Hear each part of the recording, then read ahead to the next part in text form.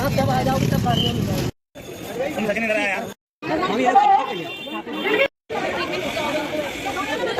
Hello and good morning everybody and welcome back to my another vlog. तो आज का vlog कोई mini vlog नहीं होने वाला है, आज का व्लॉग फुल व्लॉग होने वाला है।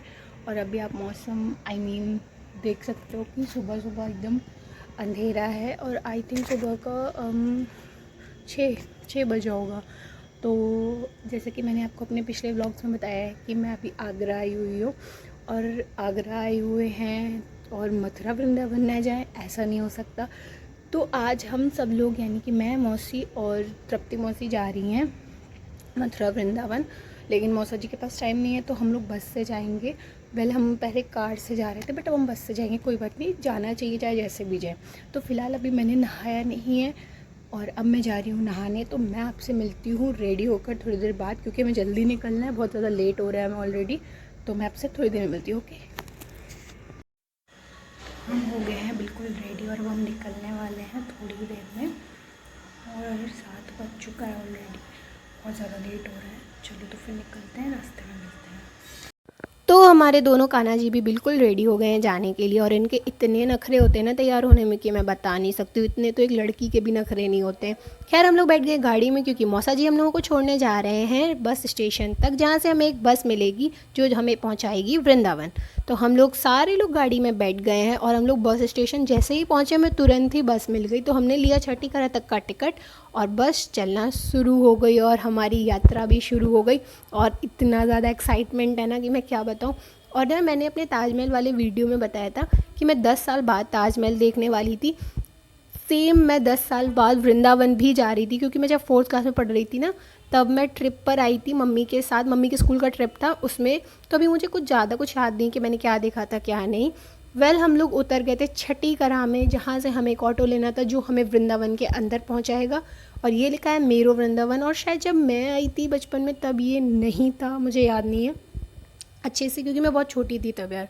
उसके बाद हम लोग बैठ गए ऑटो में और ये अंकल हम लोगों को ले जाएंगे वृंदावन के अंदर।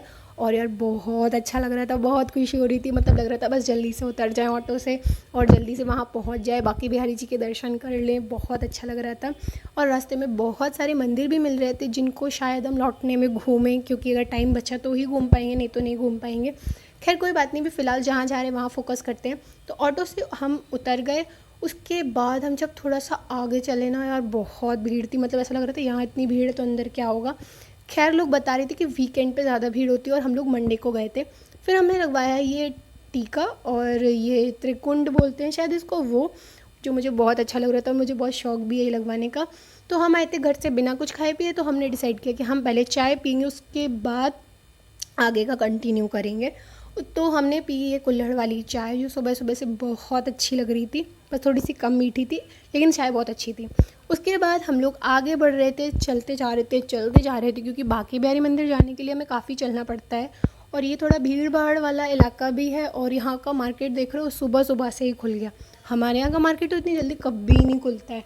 और यहाँ पर यार मतलब इतना कुछ मिल रहा था ना, जैसे कि रील्स में दिखाते हैं कि लड़कियाँ लहंगा पहन के जा रही हैं, वो कॉटन के लहंगे वो तो सुंदर सुंदर से होते हैं, वो सब मिल रहे थे यहाँ पे। और फ़ोटोज़ की बहुत अच्छी अच्छी दुकान थी, बहुत अच्छी अच्छी, सब कुछ था यार, सब कुछ, मतलब जो बोलो वो सब कुछ था, फूल फल से लेके और कान्हा जी के कपड़ों तक सब कुछ था। तो हम लोग ने एक शॉप पर पहुँचे जहाँ हमें अपने कान्हा जी के लिए एक टोकरी लेनी थी। अभी आपने देखा था ना वो ब्राउन कलर की एक डलिया टाइप की थी, उसमें आए थे, क्योंकि हमने अपने कान्हा जी की टोकरी घर पर ही भूल गए थे तो हमने ये वाली टोकरी ली जो बहुत सुंदर थी। फिर हमने प्रसाद लिया और हम चले गए बांके बिहारी मंदिर, क्योंकि यार बांके बिहारी मंदिर में बहुत ज़्यादा भीड़ थी और वहाँ पे कैमरा भी अलाउ नहीं है, तो मैंने कोई वीडियो नहीं बनाया। मैं जब बाहर आई तब मैंने वीडियो बनाया और उन्होंने मुझे बहुत प्यारी सी माला भी पहनाई और हम लोगों को बहुत ज़्यादा भूख लग रही थी। तो फिर हम लोग आ गए इस दुकान पर जहाँ पर हमने खाई पूड़ी सब्जी जो बहुत अच्छी थी, खाने में टेस्ट में बहुत अच्छी थी। फिर हम जा रहे थे राधा वल्लभ मंदिर और यहाँ पे भी काफ़ी ज़्यादा भीड़ लग रही थी, बाहर तो इतनी नहीं थी, अंदर में भी हो सकती थी। और यहाँ साइड में ना छोटे छोटे बच्चे दुकान लगाए हुए थे भगवान जी के कपड़ों के, जो सही रेट में दे रहे थे और बाकी दुकान पे तो बहुत महंगा मिल रहा था सच बोलूँ तो। खैर फिर हम राधा वल्लभ मंदिर जा रहे थे ना तो हम भटक गए, मतलब जाना ये जो सामने दिख रहा है यही था राधा वल्लभ मंदिर, बट हम मुड़ गए गली में। फिर किसी से पूछा तो उन्होंने बताया कि आप पीछे छोड़ आए राधा वल्लभ मंदिर को। फिर हम लोग राधा वल्लभ मंदिर फाइनली पहुंच गए और इस टाइम तक धूप भी हो गई थी और वहाँ से चलते चलते काफ़ी थकावट भी थी, लेकिन मंदिर सामने देखकर सारी थकावट ख़त्म हो गई। उसके बाद हम लोग जा रहे थे अंदर मंदिर के दर्शन करने और आई थिंक यहाँ भी कैमरा अलाउ नहीं था, बहुत ही कम जगह कैमरा अलाउ है यार यहाँ पे, तो ज़्यादा कुछ अंदर का नहीं दिखा सकती मैं। उसके बाद हम लोग पहुँच जाते हैं निधि वन, और यार निधि वन में कैमरा बहुत बड़ा चैलेंजिंग पार्ट है यार, क्योंकि बंदर कब फ़ोन ले जाएंगे पता नहीं चलेगा, और मैं नहीं चाहती बंदर मेरा फ़ोन या चश्मा ले जाए। चश्मे का डर तो ऑलरेडी लोगों ने बिठा रखा था मन में, लेकिन अब फ़ोन का भी डर था। और बहुत सुंदर है निधि वन यार, जैसा कि आपने सुना है बिल्कुल वैसा है, और जैसा मैंने सुना था बिल्कुल वैसा था। फिर हमने कान्हा जी के कपड़े लेने के लिए इस दुकान पर रुके, और इस दुकान पर काफ़ी कुछ मिल रहा था यार उनके लिए। उसके बाद हमने इस दुकान से लस्सी पी, जैसा कि हम सब ने सुना है कि वृंदावन की लस्सी बहुत फेमस है, तो हमने ये लस्सी पी और ये सच में बहुत टेस्टी थी। तो सबसे पहले हमने कान्हा जी को भोग लगाया और इनको लस्सी बहुत ज़्यादा पसंद है, फिर हम सब ने अपनी लस्सी पी। उसके बाद हम एक और शॉप पर आए इनके लिए शॉपिंग करने, इनके लिए फुल शॉपिंग चल रही थी, फुल शॉपिंग मतलब बहुत शॉपिंग की हमने, और ये लोग आराम से यहाँ बैठे हैं और हम लोग शॉपिंग कर रहे हैं। कितने मज़े हैं यार इनके। फिर हम गए यमुना मैया के तट पर, जहाँ बहुत धूप हो चुकी थी इस टाइम तक, और मुझे लग रहा था यार कैसे बैठूंगी इतनी धूप में, गर्मी लगेगी, ये लगेगी वो लगेगी, बहुत टेंशन सी हो रही थी। फिर जब वहाँ गई ना यार इतना सुकून मिल रहा था, और मैं जब थोड़ा सा अंदर गई ना पानी में, बहुत ठंडा पानी था और छोटी छोटी सी मछली भी थी जो बिल्कुल छोटी सी दिखाई दे रही थी। उसके बाद हम वहाँ से निकल के इस्कॉन टेम्पल जाने के लिए, और पता है हमने ना पूरे में कहीं भी ऑटो नहीं लिया, क्योंकि हमने डिसाइड किया था कि हम वृंदावन पैदल घूमेंगे पूरा। वो बात अलग है, हम थक गए थे लास्ट में, बट बहुत मज़ा आया बहुत ज़्यादा। फिर हम पहुंच गए इस्कॉन टेम्पल, और इस्कॉन टेम्पल में भी बहुत ज़्यादा भीड़ थी। इधर तो कम दिख रही, अंदर बहुत भीड़ थी। यहाँ पे फॉरेनर्स भी थे, इंडियंस भी थे, और यहाँ पे जगह जगह लिखा भी था कि कैमरा अलाउ नहीं है, लेकिन फिर भी लोग फ़ोटोज़ खींच रहे थे, तो मैंने सोचा मैं क्यों नहीं। फिर हम अंदर गए ना, तो यहाँ पे राधा राधा धुन पर सब लोग डांस कर रहे थे और बहुत अच्छा लग रहा था। मुझे तो लग रहा था मैं भी कर लूँ, बट भीड़ बहुत ज़्यादा थी और हमें लेट भी हो रहा था। फिर हमने दर्शन किए, उसके बाद हम बाहर निकले और प्यारा सा सनसेट देखा।